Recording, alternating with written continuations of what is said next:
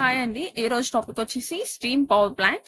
Steam power plant working అన్నా and అలాగే thermal power station అన్నా కానీ సేమ్ ఒకటేనండి. సో అసలు దీని యొక్క వర్కింగ్ ఏంటి అనేది అయితే మనం ఈ రోజు వీడియోలో చూద్దాము. ఇది వచ్చేసి ఓవరాల్ ఫ్లో ఆఫ్ డయాగ్రామ్ అండి. ఈ యొక్క డయాగ్రామ్ అనేది చూసారు కదా. సో డయాగ్రామ్ అనేది మెయిన్ ఇంపార్టెంట్ ఇందులో. ఈ డయాగ్రామ్ బట్టే మనం మ్యాటర్ అనేది కూడా రాయొచ్చు. ఈ డయాగ్రామ్ ని చూసి మనం ఎక్స్ప్లెయిన్ అయితే చేసేయచ్చు ఈజీగా. చాలా ఈజీగా ఉంటుందండి. చూడగానే పెద్ద భయపడాల్సింది అయితే ఏమీ ఉండదు. సో బాయిలర్ అనేది మెయిన్ ఇక్కడ.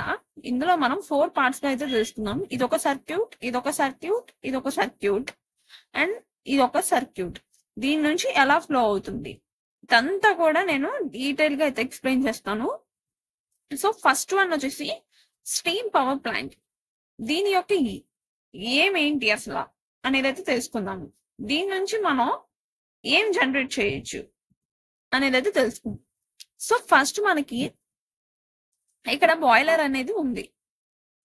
సో ఏదైతే ఈ బాయిలర్ ఉందో ఈ బాయిలర్ లో మనం చాలా డిఫరెంట్ పార్ట్స్ నుంచి మనకి డిఫరెంట్ ప్రొడక్ట్స్ అన్ని కూడా ఇందులోకి వస్తూ ఉంటాయి. ఇక్కడ హీట్ అనేది జనరేట్ అవుతుంది.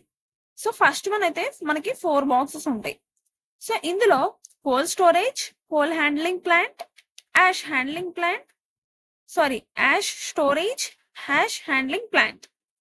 సో ఫస్ట్ మనం కోల్డ్ స్టోరేజ్ లో కోల్ అనేది స్టోర్ చేసుకుంటాము. ఎప్పుడైతే కోల్ అనేది స్టోర్ అయిందో ఆ స్టోర్ అయిన కోల్ అనేది ఈ కోల్ హ్యాండ్లింగ్ ప్లాంట్ ద్వారా బాయిలర్ లోకి వస్తుంది. ఎప్పుడైతే ఈ బాయిలర్ లోకి వచ్చిందో ఈ బాయిలర్ అనేది ఈ కోల్ అనేది ఎప్పుడైతే యాష్ గా మారుద్దో, సో కోల్ ని బంద్ చేస్తే యాష్ మనకు వచ్చేది. ఆ యాష్ అనేది ఈ హ్యాష్ హ్యాండ్లింగ్ ప్లాంట్ లోకి వస్తుంది. ఈ హ్యాష్ హ్యాండ్లింగ్ ప్లాంట్ ద్వారా యాష్ స్టోరేజ్ లోకి వెళ్తుంది. అక్కడ మనకి యాష్ అనేది స్టోర్ అవుతుంది. సో ఓవరాల్ గా ఈ సర్క్యూట్ అయితే కంప్లీట్ అయిపోయింది. నెక్స్ట్ ఈ air pre heater, economiser, super heater. So first మనం సూపర్ హీటర్ గురించి తెలుసు. ఈ సూపర్ హీటర్ లో మనకి ఎప్పుడైతే ఇందులో ఉన్న సమ్ ఫ్యూయల్స్ అనేది దీని నుంచి మనకి దీనికి సప్లై అనేది అవుతుంది. సమ్ స్టీమ్ అనేది ఎప్పుడైతే ఈ స్టీమ్ అనేది సూపర్ హీటర్ లోకి వచ్చిందో ఆ సూపర్ హీటర్ అనేది ఇక్కడ మనకి కొన్ని ఫ్లూ గ్యాసెస్ అనేది జనరేట్ అవుతాయి. ఈ ఫ్లూ గ్యాసెస్ అనేది చాలా వేస్ట్ గ్యాసెస్ కింద చెప్పుకోవచ్చు. ఈ వేస్ట్ గ్యాసెస్ అనేది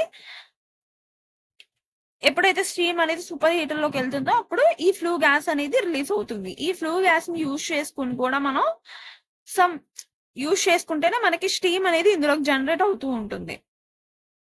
నెక్స్ట్ వన్ వచ్చేసి ఎకనామైజర్. సో దీని గురించి అయితే నెక్స్ట్ చూద్దాము. ఏదైతే ఈ సూపర్ హీటర్ ఉందో ఈ సూపర్ హీటర్ గుండా సమ్ స్టీమ్ అనేది ఈ వాల్యూ గుండా టర్బైన్ లోకి వస్తుంది. ఎప్పుడైతే టర్బైన్ లోకి వచ్చిందో ఈ టర్బైన్ అనేది ఇలా ట్రాన్స్ఫార్మర్ దీనికి పంపించడానికి ఐసోలేటెడ్ అండ్ ఐసోలైజర్ అయిపోతుంది. ఇక్కడ మనకి 3-వే సప్లై అనేది జనరేట్ అవుతుంది. నెక్స్ట్ ఇక్కడ మనకి టర్బైన్ లో స్ట్రీమ్ అనేది ఇక్కడ నుంచి ఇక్కడికి ట్రాన్స్ఫార్మ్ అయింది. అంటే మనకి మెకానికల్ ఎనర్జీ అనేది జనరేట్ అవుతుంది. ఈ మెకానికల్ ఎనర్జీ నుంచి ఇది ఎలక్ట్రికల్ ఎనర్జీని జనరేట్ చేసింది. నెక్స్ట్ వన్ ఏదైతే ఈ టర్బైన్ ఉందో ఇందులో మనకి ఎక్స్ట్రా ఎగ్జాస్టింగ్ స్టీమ్ అనేది మిగులుతూ ఉండదు. అంటే కొంత స్టీమ్ అనేది మిగిలింది. ఏదైతే మిగిలిన స్టీమ్ అనేది ఈ కండెన్సర్ లోకి పంపించింది.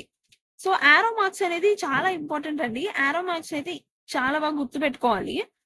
ఈ కండెన్సర్ లోకి పంపించింది. ఈ కండెన్సర్ అనేది కూలింగ్ టవర్స్ లోకి ఎక్స్ట్రాక్టెడ్ స్ట్రీమ్ ని పంపించింది.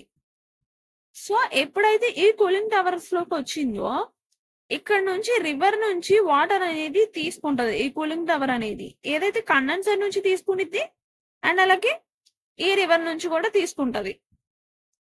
తీసుకొని ఈ కూలింగ్ టవర్ అనేది ఆ వచ్చిన స్టీమ్ అనేది చాలా హాట్ గా ఉంటుంది. కాబట్టి ఆ హీట్ ఉన్న స్టీమ్ ని మనం ఈ సర్క్యులేటర్ వాటర్ పంప్ ద్వారా కండెన్సర్ లోకి సెండ్ చేస్తాం. సో ఈ కండెన్సర్ అనేది మళ్ళీ కండెన్సేటెడ్ ఎక్స్ట్రాక్షన్ పంప్. సో ఇది వచ్చేసి condensate extraction pump.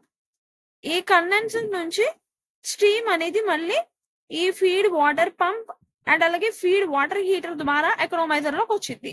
So economiser గురించి తర్వాత చెప్తాను అన్నాను కదండి. సో ఇలా మనకి ఎకనామైజర్ లోకి వచ్చింది స్టీమ్ అనేది.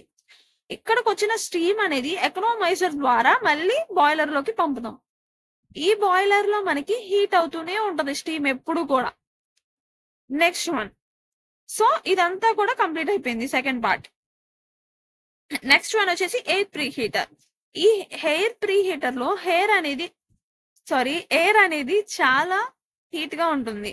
సో ఏదైతే హాట్ ఎయిర్ అనేది ఉంటుందో ఆ హాట్ ఎయిర్ ని ఈ బాయిలర్ లోకి ట్రాన్స్ఫర్ చేస్తుంది ఈ air pre heater. Next one force draft fan. ఇది ఫోర్స్ డ్రాఫ్ట్ ఫ్యాన్ అనేది ఇందులో ఉన్న ఎయిర్ ని సమ్ ఎక్స్ట్రాక్టెడ్ ఎయిర్ ని ఈ ఫ్యాన్ ద్వారా బయటకు పంపించేయచ్చు. సో చిమినీ అండ్ అలాగే డ్రాఫ్టెడ్ ఫ్యాన్. సో ఓవరాల్ గా మనం ప్రాసెస్ అయితే తెలుసుకున్నాం కదా. అండ్ దీని ద్వారా మనం ఏం చెప్పచ్చు అంటే ఐసోలేటెడ్ లైక్